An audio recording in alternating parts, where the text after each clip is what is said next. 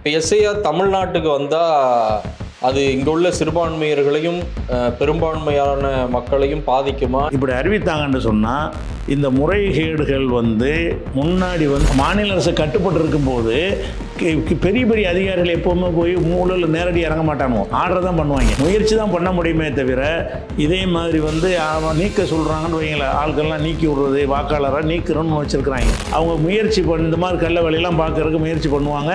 அதனால் இந்த நீக்குதல் என்பது பெரும்பாலும்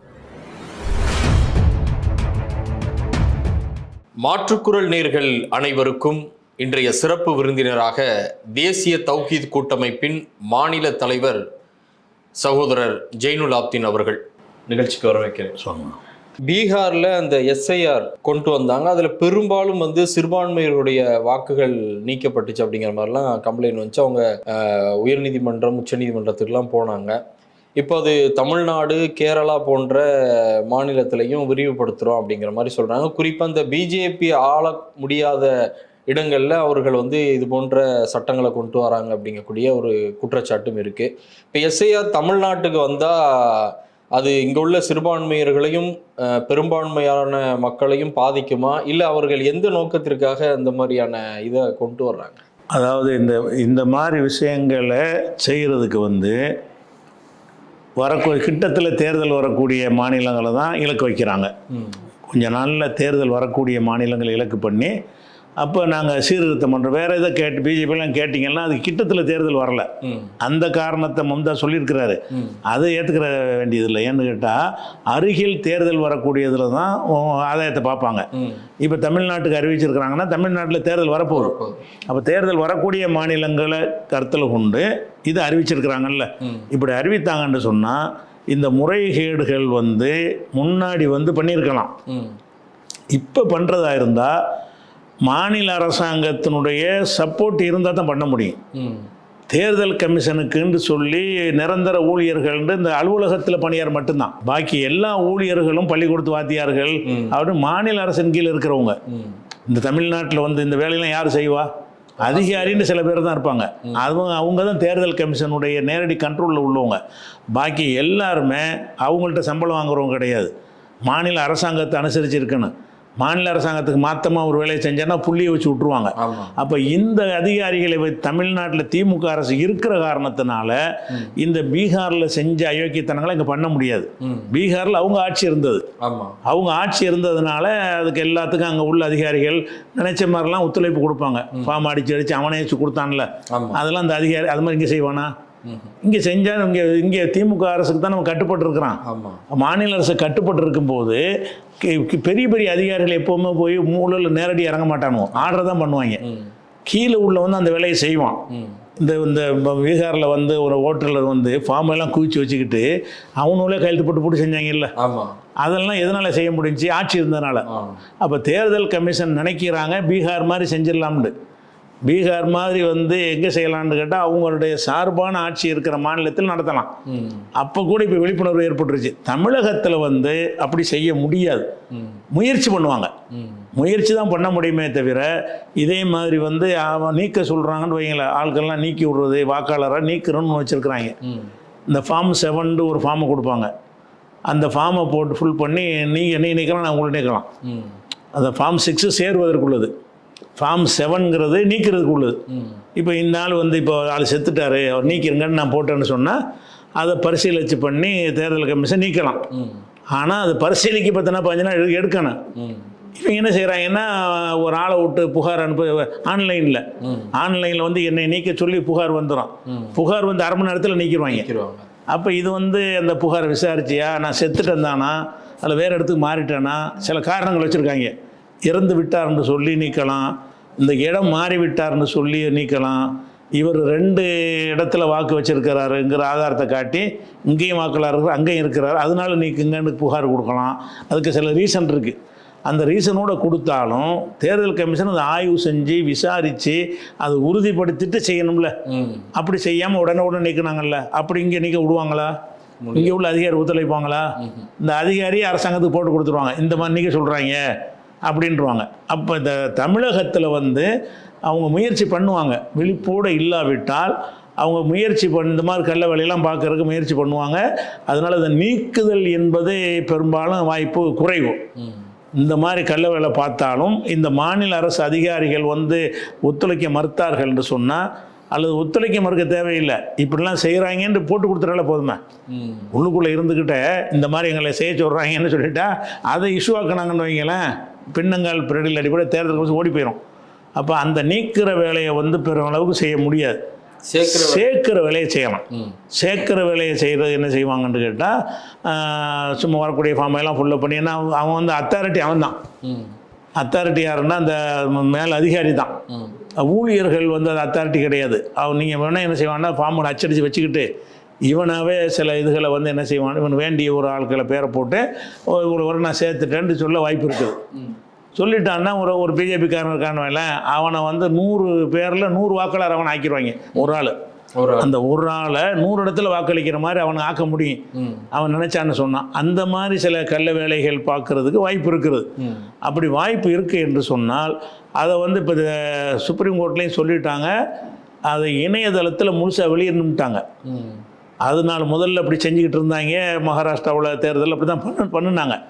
இந்த வழக்கு போட்டதுக்கு பிறகு சுப்ரீம் கோர்ட்டில் இணைஞ்சிட்டாங்கன்னு கேட்டால், மக்கள் பார்த்து தேர்ந்தெடுக்கிற அளவில் அதில் நீ வெளியிடணும்ட்டாங்க. என்னை வந்து 80 இடத்துல வச்சான்னா நான் பேர் அடித்தவொன்னே 80ஐயும் காட்டுது. அப்போ வந்து அதை பொதுமைப்படுத்த சொன்னதுனால விழிப்பாக இவங்க இருந்தாங்கன்னா அதை நீக்க வச்சிடலாம்.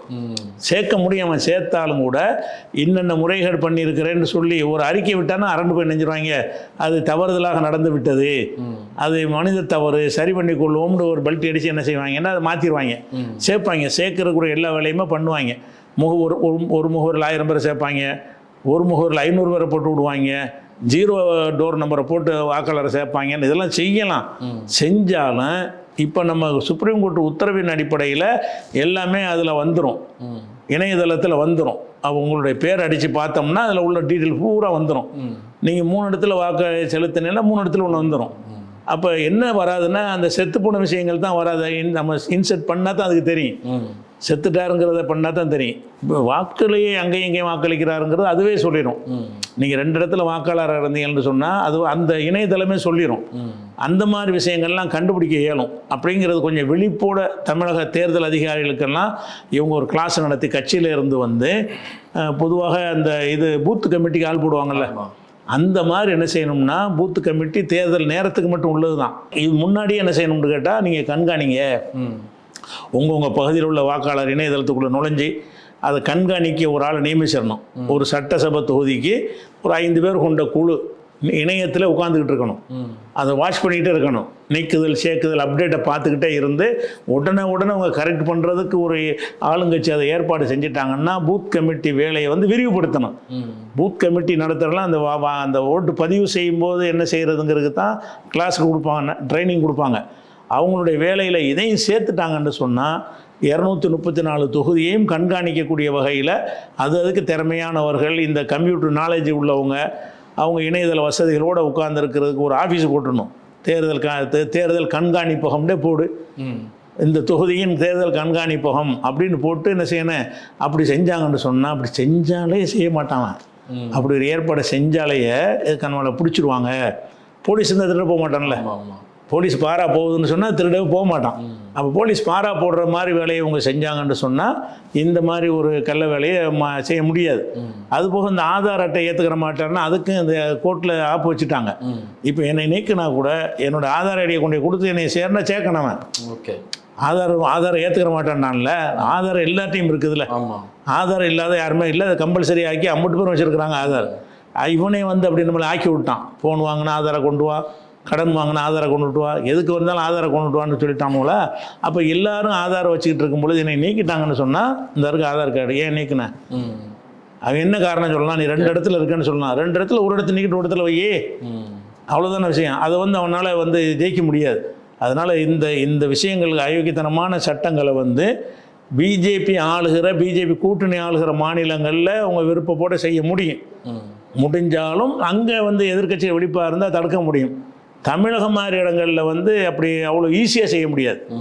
இங்கே உள்ள அதிகாரிகள் பூரா இவங்களுக்கு விசுவாசமாக தான் இருப்பாங்க. இவங்க நாளைக்கு புள்ளி வச்சுருவான்ல, ஒரு கவர்மெண்ட்டில் வந்து இவன் வந்து அவங்கள்ட்ட செயல்பட்டான்னா அவனுக்கு ஒரு ரிமார்க்கை வச்சு விட்ருவாங்க, கணக்கில் வச்சுருவாங்க. அதனால் எல்லா ஊழியரும் பயப்படுவாங்க. தேர்தல் கமிஷனுக்கு எப்போ இது சரியாகும்னா, தேர்தல் கமிஷனே ஊழியர்கள் நியமித்து வச்சுருந்தா தான் முடியும். அவ்வளோ பட்ஜெட் அவங்கள்ட்ட கிடையாது. அவங்களுக்கு எந்த ஒரு பெரிய இதுவும் கிடையாது. அது ஒரு மாவட்டத்தில் ஒரு அலுவலகம் வச்சுருப்பாங்க, அவ்வளோதான். மாநிலத்துக்கு ஒரு அலுவலகம், அதுக்கு மேலே தேர்தல் கமிஷன் ஒன்றுமே கிடையாது. அதனால் வந்து இதை சரி பண்ண முடியும். தமிழ்நாட்டில் நம்மளாம் விழிப்பாக இருந்தோம்னா அதை கரெக்ட் பண்ண முடியும். ஆளுங்கட்சி அதை செய்யணும். ஆளுங்கட்சி கூட்டணி கட்சிகள் அதை செய்யணும். அதுபோக கடைசி நேரத்து வேலை ஒன்று செய்வாங்கல்ல, அதிகமான ஆட்களை வந்து ஓட்டு போட வைக்க, அது பூத்து கமிட்டியில் வந்து அதை விலைக்கு வாங்கி செய்வாங்க. அதாவது கடைசி நேரத்தில் வர்றான்னு வைங்களேன், வரும்போது அங்கே ஒவ்வொரு கட்சிக்கும் ஆள் உட்காந்துருப்பான். அவன் ஒருத்தர் மறுக்கலைன்னு சொன்னால் எவன் வேண்டாலும் அவங்கிட்டு போயிடலாம். பட்டன் அமுக்கிறது வந்து, நான் வாக்காளராக இருக்க மாட்டேன், நான் பட்டன் அமுக்கும்போது இருக்கிற யாருமே அப்ஜெக்ட் பண்ணலன்னா அப்போ என்ன செய்வாங்கன்னா, அந்த பூத்தில் உள்ள ஆளை விலைக்கு வாங்குவாங்க. அந்த திமுக காரன் கூப்பிடு, இந்தா 1 லட்ச ரூபா வாங்கிக்க, வர்றான் எவன் வந்தாலும் கண்டுக்கிறாத. அது மாதிரி கம்யூனிஸ்ட்டுக்காரன் யாரெல்லாம் இருப்பாங்களோ, அவன் கம்யூனிஸ்ட் கட்சி கொள்கையாக இருந்தாலும் கீழே உள்ளவனுக்கு காசுன்னா முடிஞ்சு வச்சுக்காத. அப்போ கீழே உள்ள ஆளுக்கு ஏதாவது பணத்தை கொடுத்து என்ன செய்வாங்கன்னு கேட்டால், அந்த ஓட்டுப்பதிவு நடக்கும் பொழுது அவன் அப்ஜெக்ஷன் பண்ணலான்னு முடிஞ்சு வச்சுக்காத. ஐடியை அதை கொண்டு வரணும். அவன் தானே கேட்குறதுக்கு உள்ளவன், மிஷினாக கேட்குறதுக்கு உள்ளவனு அந்த ஏஜென்ட் தானே கேட்பான். ஏஜென்ட் சும்மா இருந்துட்டான்னா சரின்ட்டானா முடிஞ்சு வச்சுக்காத. அப்போ ஏஜென்ட்களை கரெக்ட் பண்ணி அந்த வேலையை செய்வாங்க. ஆனால் அதுவும் ஆளுங்கட்சி இருக்கிற இடத்துல பெரும்பாலும் சாத்தியமாகும். இங்கே வந்து அப்படி செய்கிறதுக்கு யோசிப்பாங்க. நம்ம இது மாதிரி செஞ்சோம்னா அரசாங்கத்துக்கு தெரிஞ்சு போச்சுன்னா, நம்ம கட்சிக்கு தெரிஞ்சுன்னா பயங்கரமான நடவடிக்கை எடுத்துருவாங்கன்னு ஒரு பயம் இருக்கும். அப்படி பயம் இல்லாத ஒருத்தன் வச்சு பயன்படுத்தி வேண்டாம் என்ன செய்யலாம், குறிப்பிட்ட சில தொகுதிகளில் அந்த ஒரு கல்லை வேலை செய்யலாம். அப்படி தான் அந்த மகாராஷ்டிராவில் இருந்த 1 மணி நேரத்தில் பெரிய 40% வாக்கு பதிவாயிருக்குல்ல, அதெல்லாம் என்னன்னு கேட்டால் இந்த மாதிரி தான். அவன்லாம் எதுவும் இல்லாதவங்க, அவன்லாம் எந்த ஆவணமும் கொண்டு வர மாட்டான். சும்மா கூட்டம் சேர்த்துட்டு என்ன செய்யறது, மை வைக்கிறதும் கிடையாது, ஒன்றும் கிடையாது. அவன் பாட்டு நம்ம வீட்டு போயிடுவான்.